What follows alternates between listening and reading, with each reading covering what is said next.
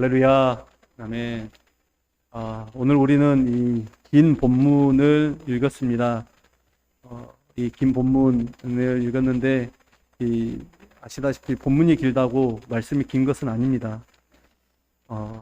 이제 지금껏 우리가 이제 사사기를 보면서 지금까지는 서론 부분이었습니다. 그리고 이제 오늘 첫 사사들이 등장하고 사사들의 이야기가 본론이죠. 그리고 나머지 또 그 이후에 이야기가 있습니다. 하나님이 사사를 세워서 이스라엘을 구원하신다. 여러분, 이것은 이제 이스라엘이 자체적으로는 다른 신앙의 길을 갈 수 없다라는 그런 뜻이기도 합니다. 그들이 자체의 어떤 정화 기능이 이제는 사라지고 하나님께서 누군가를 세워서 또 사사를 세워서 그 일을 해 나아가야지만이 겨우 그들이 하나님이 원하시는 길을 걸어갈 수 있다라는 것이죠. 그런데 여러분, 이것은 사사도 마찬가지입니다. 오늘 우리가 새 사사를 살펴보겠지만 사사들 역시도 그들 스스로가 신앙의 길을 걸어가는 그런 사람이 아니었습니다. 예를 들어 오늘 이제 온니엘도 마찬가지죠. 그에게 여호와의 신이 임하였기 때문에 그가 구원자의 역할을 할 수 있었던 것이지, 그 스스로가 내가 하나님 말씀 가운데 하나님의 은혜 안에 머물러 살아야 되겠다, 이런 스스로의 정화 기능이 약했던 것이죠.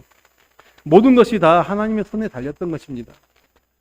하나님은 이스라엘을 신앙의 바른 길로 인도하고자 하십니다.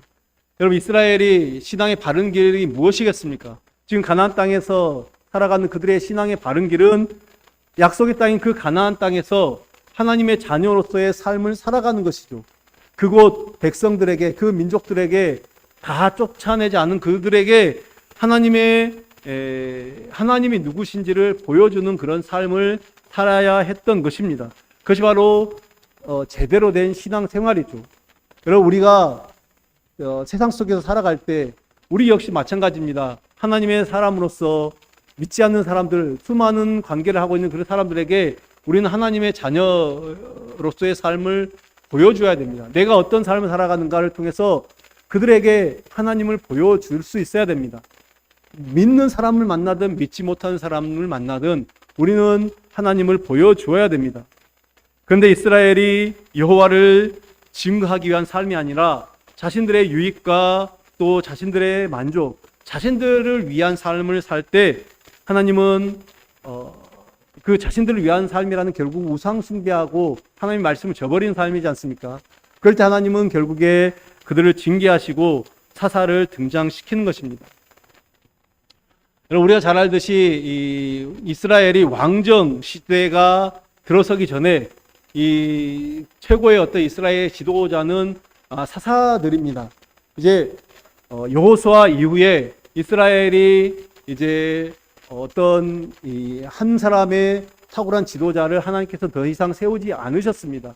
대신에 이제 그 땅에 정착을 하면서 이 지파별로 이제 분배받은 그 땅에서 살게 하셨고, 또 그 지파 안에는 뭐 레위인들이나 제사장들이나 또 여러 가지 뭐 천부장과 같은 그런 지도자들이 분명히 있었을 것입니다. 그런데 이제 뭐 왕 같은 그런 어떤 전체 하나의 민족을 통솔하는 그 사람이 세워지지 않았다라는 것입니다. 이제 지파 공동체로서 그들에게 주신 그 땅에서 살아야 됐던 것입니다. 근데 이 사사를 하나님께서 세웠다라는 것은 그 지파 공동체로서의 역할이 원활하게 이루어지지 않았다라는 것이죠. 그래서 하나님께서는 한 사람을 세워서 다시금 그들을 구원하시고 또 그들에게 하나님의 길을 걸어갈 수 있도록 보여주신 것입니다. 분명히 사사들은 왕과는 달랐습니다. 그렇지만 그들은 또 하나님께 쓰임을 받는 자들이었어요. 이 사사들이 어떤 조건, 그 자격을 갖추어서 하나님께 쓰임을 받았는지, 물론 이들의 조건은 세상적인, 우리가 쉽게 이야기하는 세상의 어떤 그 조건은 아닙니다. 그러나 어떤 조건을 가지고 있었고 그들이 하나님께 쓰임을 받을 수 있었는지, 동시에 우리에게 있는 저와 여러분에게 있는 이 조건들, 상황들을 한번 생각해 보면서 하나님의 말씀을 통해 도전이 되는 시간 되기를 바랍니다. 우선 이 세 명의 사사들의 이 간략한 활약을 한번 살펴보겠습니다. 이 본문이 길고 그래서 제가 사사들의 어떤 정확한 구체적인 내용, 사사들의 활약들에 대해서는 구체적으로 설명을 하지 않겠습니다만은 갈대안이 보면은 이제 먼저 등장한 사사가 온니엘이죠. 온니엘은 그 유명한 갈렙의 조카입니다. 여호수아와 갈렙, 그 갈렙입니다. 갈렙은 아시다시피 그래서 여호수아와 함께 이 가나안 땅을 정탐 후에 믿음의 보고를 한 어떤 믿음의 용장입니다. 그리고 하나님께서는 그를 여호수아와 함께 모든 백성 다른 가나안 1세대들이 다 요단을 건너오기 전에 죽었을 때 유의하게죠. 여호수아와 갈렙이 그 요단을 건너가게 됩니다.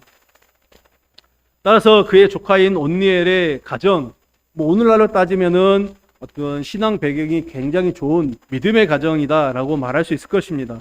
뿐만 아니라 이제 이 사사기 1장을 쭉 살펴보면 우리가 살펴보진 않았던 것 같습니다만은 1장 11절에서 15절에 보면은 이 온니엘의 활약이 잠깐 나옵니다. 드빌 전쟁의 영웅으로 등장을 하죠. 집안 좋고 본인도 뛰어난 어떤 흠잡을 데 없는 사람인 것 같습니다. 하나님은 그를 사사로 세우셨고 온니엘이 이스라엘을 구원하였고 그 땅이 40년 동안 평안하였다라고 오늘 말씀하고 있습니다. 그 다음으로는 등장한 사사가 에훗입니다. 12절부터 길게 30절까지 에훗의 활약이 나타나 있는데요. 다시 이스라엘이 범죄함으로 인해서 하나님은 그들을 모압의 압제하에 두었습니다. 우리가 사사기의 이 사이클, 제가 처음에도 말씀드렸던 것 같습니다. 범죄, 회개, 구원, 그 다음에 다시 범죄. 이 사이클이 지금 반복이 되고 있는 거죠. 이때 이 모압 왕 에글론의 압제하에서 하나님께서는 이스라엘을 부르짖는 그 이스라엘을 구원하시기 위해서 에훗이라는 사람을 선택합니다. 에훗은 오늘 본문에 보면 공물을 바치는 척하다가 모압 왕 에글론을 살해하고 또 군사들을 모아서 모압 사람 10,000명을 죽입니다. 그 후에 이 이스라엘이 80년간 평안의 시대를 누렸다라고 말하고 있습니다. 세 번째 사사는 삼갈이죠. 오늘 삼갈은 이 마지막 31절 딱 한 절로 이 사사를 평가하고 있습니다. 근데 보면은 이 삼갈은 농부였던 것 같습니다. 어떤 학자들에 의하면 이 삼갈이라는 이름이 히브리식 이름이 아니다라고 합니다. 그래서 그가 혼혈인일 가능성이 있다. 그러니까 출애굽 때 이스라엘 민족만 나온 게 아니죠. 출애굽 때 수많은 이 잡족이 함께 나왔다. 다른 민족이 나왔다라고 말하고 있습니다. 그래서 그들과의 그 혼혈인일 가능성이 있다라는 이제 어떤 주석을 보게 됩니다. 사실 성경은 그래서 오늘 이 삼갈에게 사사라는 칭호도 붙이질 않습니다. 그냥 하나님이 그를 세우셨다는 기록도 없고 소모는 막대기로 블레셋 사람은 600명을 죽이고 이스라엘을 구원하였다. 그렇게 기록되어 있습니다. 삼갈에 대한 성경의 기록보다 저의 설명이 더 길었던 것 같습니다.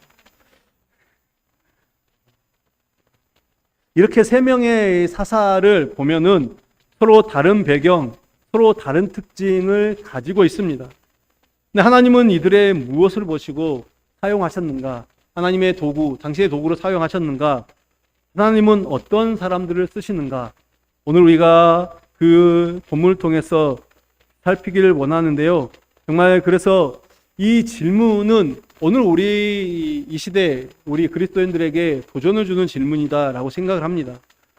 먼저 말씀을 보시면 하나님은 이 다양한 사람들을 사용한다라고 우리가 생각해 볼 수 있습니다. 우리가 잠깐 살펴봤지만 온니엘은 어떻습니까? 대단한 가문 출신입니다. 뛰어난 가문 출신이죠.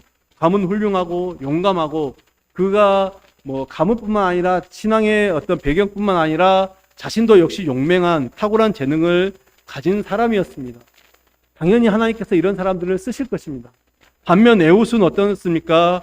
성경은 그를 이제 왼손잡이라고 그렇게 말하고 있습니다.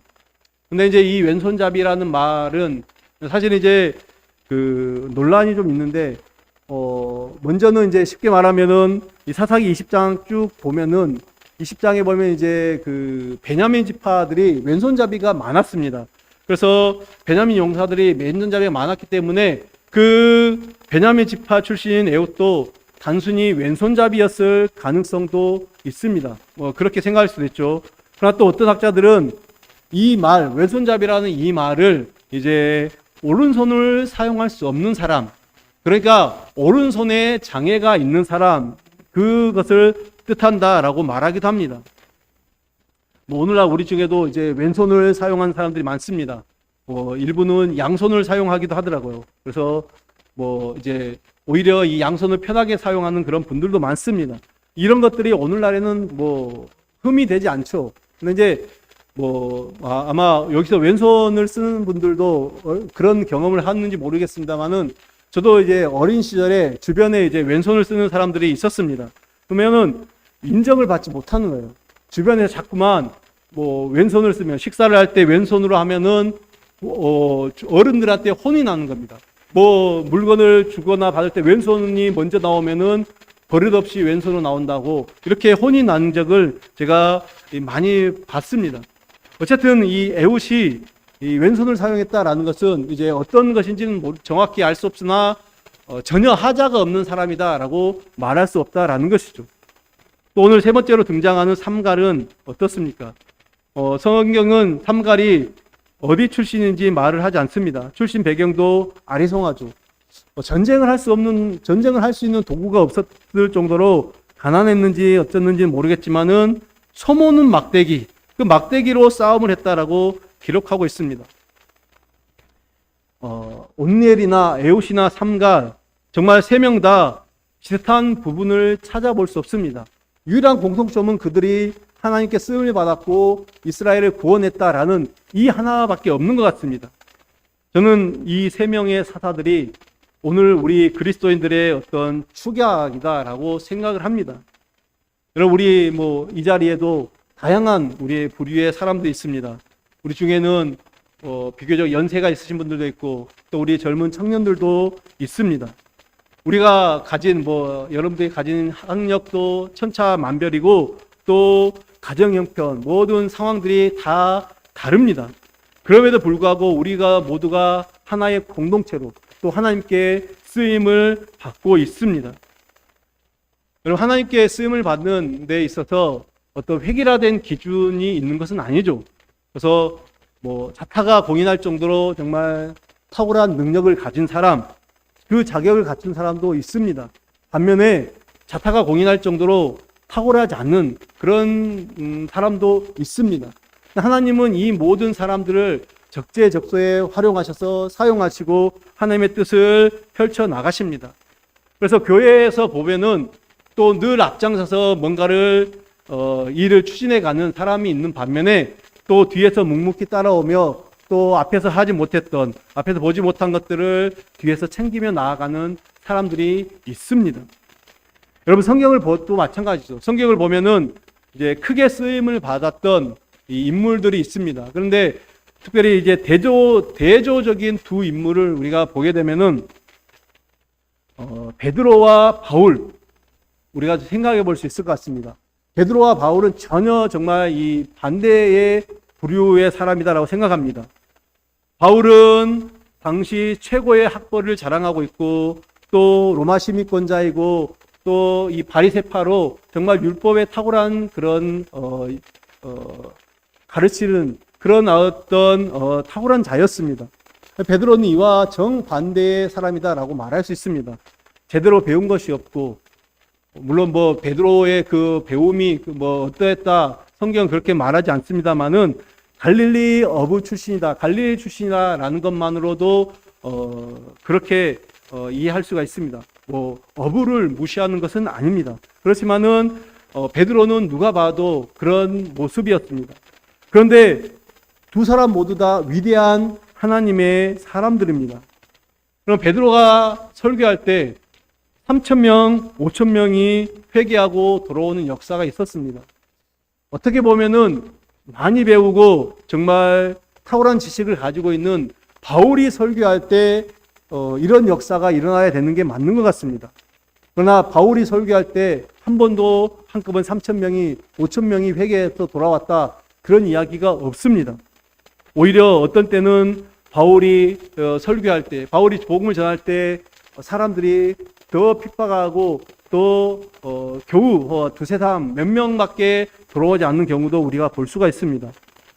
그러나 바울은 또 이방인의 사도로서 이 지중해 일대를 돌아다니면서 모든 그 지역들을 복음화시키는 데 앞장섰습니다. 또한 신약의 13권이나 되는 이 성경을 기록한 장본인이 바로 바울입니다. 여러분, 누가 더 위대합니까? 어떤 사람이 더 뛰어납니까? 우열을 가리는 것은 부질없는 짓이죠. 둘 다 자신의 은사대로, 그리고 하나님께서 세워주신 그 자신의 그 그릇의 크기대로 하나님께 쓰임을 받았던 것입니다. 하나님께서는 여러 종류의 사람을 쓰신다라는 것이죠.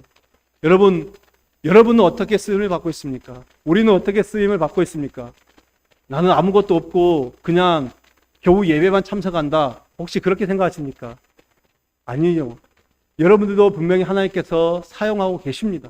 어떤 곳에서 여러분들이 온전히 다 내가 이런 곳에서 쓰임을 받고 있구나 깨달지 못하더라도 하나님은 사용하십니다. 여기에 계신 우리 모두가 하나님께서 사용하는, 하나님께서 귀하게 쓰임받는 인생임을 기억하시길 바랍니다.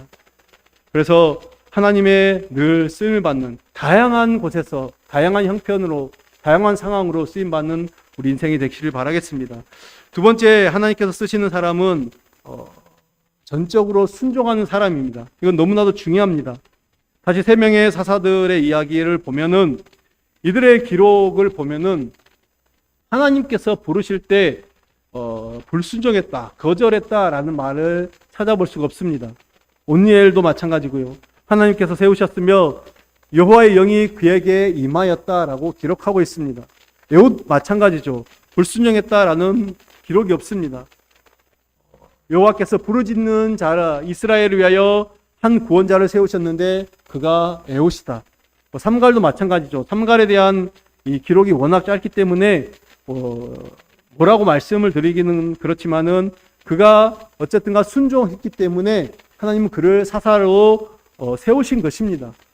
그가 그냥 성경은 그렇게 말씀하지 않지만 알아서 자동적으로 내가 이번에는 한번 공을 세워보겠다, 그것을 가지고 나선 것이 아니라 모든 사사들은 다 하나님께서 그를 부르셨습니다. 하나님께서 그를 부르셨고 또 그를 사용하셨다라는 것입니다. 물론 이후에 등장하는 사사들을 보면은 간혹 이제 빼는 경우가 있습니다. 예를 들어 기드온 같은 경우는 정말 이제 처음에는 거절하는 것 같습니다. 그런데 그래서 하나님께 양털로 하나님을 이제 양털 실험을 통해서 자신이 정말 해야 하는지를 시험을 하게 됩니다. 그러나 이것은 하기 싫은 어떤 불순종을 위한 것이 아니라 돌다리를 두들겨 간다라는 그런 어떤 정도로 생각해 볼 수 있습니다. 어쨌든 모든 사사들이 다 하나님께 순종했기 때문에 쓰임을 받는 것입니다.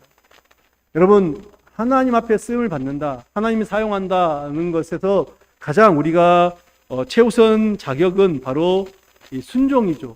하나님께 순종하는 자들을 하나님은 사용하신다. 왜냐하면은 아무리 다른 조건이 탁월하고 뛰어나다 할지라도 그가 하나님 앞에서 불순종하면은, 하나님이 부르실 때 노하면은 하나님은 그를 사용할 수가 없습니다. 하나님은 그를 세울 수가 없습니다. 여러분, 이스라엘의 초대 왕, 우리가 사울을 한번 생각해 보십시오. 하나님께서 그를 세우셨습니다. 그의 어떤 처음에 그가 하나님 앞에 나오는 모습은 정말 모든 이스라엘 백성들도 좋아했고 또 하나님은 또 그를 사용하셨습니다. 그런데 어떻게 됩니까? 그가 하나님께 불순종하기 시작합니다. 왕으로 세워진 지 얼마 지나지 않아서 하나님 앞에 불순종할 때 이제 왕의 시간은 길었습니다. 그러니까 40년 동안 이스라엘을 다스렸지만은 그 대부분의 시간, 정말 많은 시간을 어떤 걸로 허송합니까? 다윗을 쫓아다니고 정말 그 미움과 또 증오, 이런 것으로 그 시간들을 호송하는 것을 보게 됩니다. 여러분, 하나님의 말씀에 순종하며 산다는 거 어떤 의미에서는 쉽지가 않습니다. 왜 순종하는 것이 쉽지 않습니까? 하나님께서 말씀하신 것, 하나님께서 시키신 일, 하나님께서 우리에게 명령하신 것들이 처음에 우리의 마음에 들지 않기 때문에 그렇습니다. 이를테면은 나는 편하고 좀 하기 쉬운 어떤 것들을 하고 싶은데 하나님은 어려운 일을, 하기 싫은 일을 시킨다라는 거죠. 이제 제가 목사이기 때문에 이 목사의 예를 한번 들어보겠습니다. 하나님은 이제 예를 들어서 나는 이 언어와 문화가 통하는 이제 예를 들어서 국내에서 이 땅에서 사역하고 싶은데 하나님께서는 때로는 이 선택해서 문화도 다르고 언어도 다른 나라 해외 선교사로 보낼 때가 있다라는 것입니다. 또 국내에 있다 하더라도 예를 들어서 도시 모든 것들이 다 갖춰진 도시에서 이렇게 목회를 하고 싶은데 때로는 또 산간오지, 섬 이런 곳으로 가야 한다라는 것이죠. 하나님의 생각과 내 생각이 다를 때 그때가 참 순종하는 것이 쉽지가 않다라는 것이죠. 또 순종하지 못하는 경우가 무엇입니까? 그것을 하면은 힘들기 때문입니다. 방금 예를 들었듯이 이제 예를 들어서 산간오지로 가라, 섬으로 가라 그러면은 정말 힘든 것이죠. 순종을 한다라는 것, 내 몸도 시간도 바쳐야 합니다. 힘들기도 하고 피곤하기도 하고 귀찮다는 생각이 드는 것입니다. 그렇기 때문에 우리가 쉽게 순종하지 못한다라는 것이죠. 아마 여러분들도 마찬가지일 것입니다. 하나님께서 여러분에게 맡기신 일이 예를 들어서 이제 교회 안에서 우리 어떤 일들을 하자고 할 때 어떤 것을 감당하고자 할 때 그것들이 우리에게 쉽게 다가오지 않을 때가 있습니다. 내가 순종하면 힘들어지고 피곤해지고 또 내 생각과 다르고 이런 여러 가지 것들을 다 이기고 내야지만이 온전히 하나님의 일을 감당할 수 있기 때문에 우리가 그런 것들 때문에 어떤 힘들고 피곤하고 귀찮은 것들 그런 것들 때문에 하나님의 일을 제대로 하지 못하고 포기할 때가 있습니다. 여러분, 우리가 순종하기 힘들 때마다 어려울 때마다 우리의 신분을 한번 생각했으면 좋겠습니다. 우리의 신분은 우리는 어떤 자들입니까? 하나님의 자녀입니다. 하나님의 백성이죠. 그런데 또 하나님의 자녀이면서 동시에 우리는 하나님의 종입니다. 우리가 주인이 아닙니다. 절대 우리가 주인이 아니다라는 것을 기억하셔야 됩니다. 우리의 주인은 하나님이시기 때문에 주님께서 우리에게 어떤 일을 명하셨다. 그러면 그것은 기꺼이 순종해야 되는 것입니다. 그러면 하나님께서는 또 그 일을 통해서 우리에게 새로운 길을 열어주시고 하나님 우리가 생각하지 못했던 새로운 것들을 보게 하십니다. 여러분, 순종은 말이 아니라 행동이죠. 그것을 명한 하나님의 말씀을 기억하며 그 말씀을 의지하며 믿음의 발걸음을 내딛는 것입니다. 여러분, 오늘 이 말씀 보면 온니엘을 보십시오. 10절에 보면은 여호와의 영이 그에게 임하셨으므로 그가 이스라엘의 사사가 되어 나가서 싸울 때에 여호와께서 메소보다미아 왕 구산 리사다임을 그의 손에 넘겨주심에 온니엘의 손이 구산 리사다임을 이기니라 이렇게 말하고 있습니다. 하나님께서 온니엘에게 이제 하나님의 영이 임하였고 하나님의 영이 임하였다고 다 그렇게 나가는 것은 아닙니다. 그러나 온니엘이 믿음을 가지고 나갔던 것 같습니다. 그럴 때 하나님이 구산 리사다임을 그의 손에 넘겨주셨다라고 말하고 있습니다. 이것을 바꿔 말하면은 온니엘이 나가서 싸우지 않았다라고 하면은 승리는 없었다라는 것입니다. 그가 하나님을 의지하고 믿음의 발걸음을 내딛지 않았다면 없다라는 것이죠. 오늘 에훗도 마찬가지죠. 28절에 보면은 그들에게 이르되 나를 따르라 여호와께서 너희의 원수들이 모압을 너희의 손에 넘겨주셨느니라. 에훗이 무리들에게 나를 따르라 라고 말하면서 그 명령하고 요단 나루를 장악하고 그곳에서 모압 사람들을 죽였다라는 것이죠. 하나님의 말씀에 철저히 순종하여서 의지하고 믿음의 발걸음을 내딛었던 것입니다. 여러분은 오늘 이 시대 우리의 문제가 무엇입니까? 하나님께서는 이제 다양한 사람들, 여러 종류의 사람들을 쓰신다. 그래서 우리도 사용하신다라는 것을 우리는 모르지 않습니다. 또한 순종하는 사람을 쓰신다는 것도 충분히 알고 있습니다. 그래서 순종해야 되는 것도 알고 있습니다.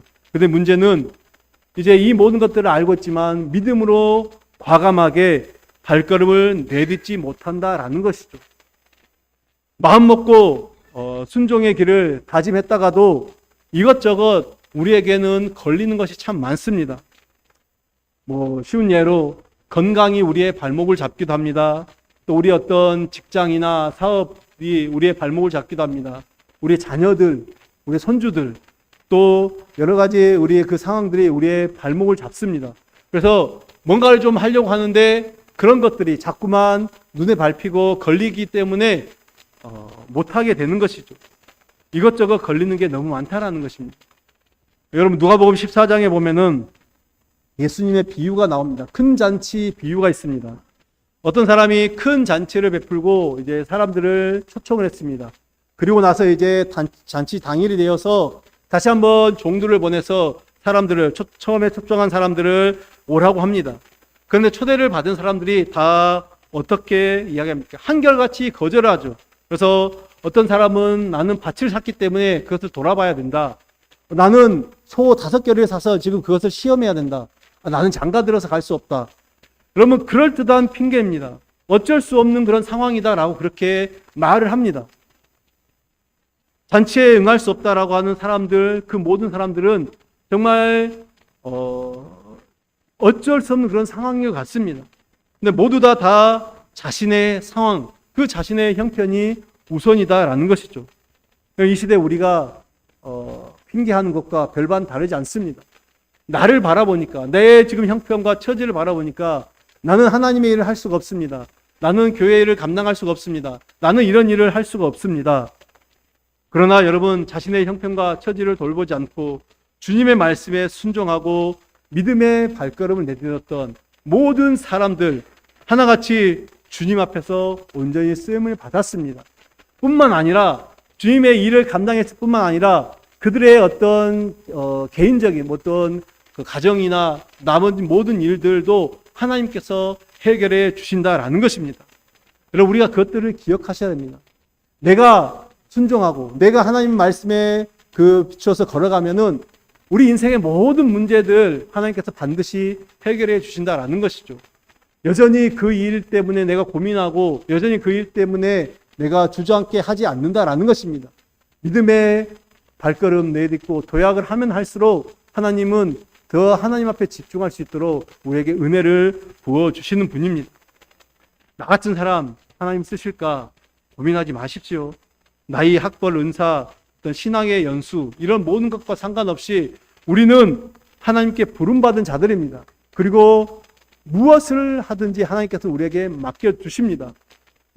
이제 젊었을 때는 몸으로도 뭔가를 많이 할 수 있도록 하시겠죠. 그러나 또 우리가 몸이 힘들면은 기도로서 또 다른 것으로서 할 수 있는 그 역할들을 주십니다. 우리가 하고자 하면은 그 마음을 하나님께 드리면은 하나님께서는 그 일을 감당할 수 있는 상황도 열어주시고 또 힘도 주시고 지혜도 주십니다. 여러분 하나님의 일에는 다양한 사람들이 필요합니다. 주님의 일에는 주님의 사역에는 다양한 사람들이 필요합니다. 그래서 주님은 다양한 사람들을 사용하십니다. 또한 주님은 순종하는 사람들을 통해서 당신의 일을 이루어 가시는 그런 분이십니다. 우리가 할 수 있는 일, 우리가 할 수 있는 그것들을 행함으로 주님께서 우리에게 맡겨진 일들을 잘 감당하여 하나님께 쓰임받는 인생이 되시기를 간절히 바랍니다. 기도하겠습니다. 하나님 아버지, 오늘도 주의 말씀을 우리에게 주심에 감사를 드립니다. 아버지, 우리가 주님 앞에서 온전히 쓰임받는 인생으로 살아가기를 원합니다. 하나님의 기뻐하시는 모습으로 살아가기를 원합니다. 내가 나이가 들어서 내가 할 수 있는 것이 없다고 아버지 이제는 뒤로 밀려가고 물러서는 것이 아니라 하나님 나 같은 자도 주께서 사용하신다면 나의 몸과 마음을 드리겠습니다. 결단하며 나아가는 그리해서 하나님이 우리에게 맡겨주신 일들을 정말 믿음으로 잘 감당하여 우리의 인생이 끝까지 주님 앞에 쓰임받는 복된 삶이 되게 도와주시옵소서. 예수 그리스도의 이름으로 기도드립니다. 아멘.